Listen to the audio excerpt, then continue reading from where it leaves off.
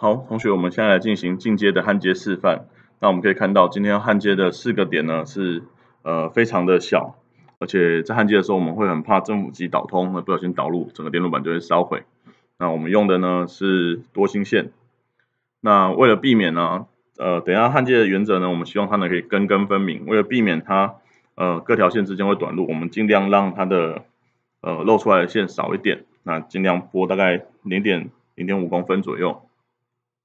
好，那整个想法是这样子的，我们因为这样子要靠过去，再送焊锡，再拿焊枪，这样实在太麻烦了，所以我们有一个偷吃步的办法，我们预先在黑色的线上面稍微沾一点点锡，那等下焊过去负极的时候，就稍微用焊枪碰一下，就会比较方便了。啊，我们先预上一点锡，还记得步骤吗？焊枪先靠近，将焊锡送进去。焊锡离开，焊枪离开。好，那可以看到现在线上面就多了一点点锡了。好，那我们可以先用，看你要拿支笔呢，还是拿支架，稍微把我们要焊的线固定在孔附近。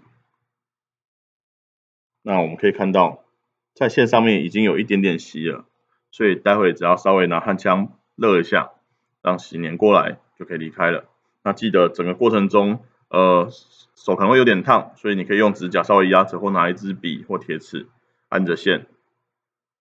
那记得，从头到尾呢，指甲都不要离开，要确保到线跟锡完全粘住了，手再放。好，那我们稍微拿焊枪热一下线，稍微沾一下，大概目视到线已经粘住边边了。好，那就粘住了。那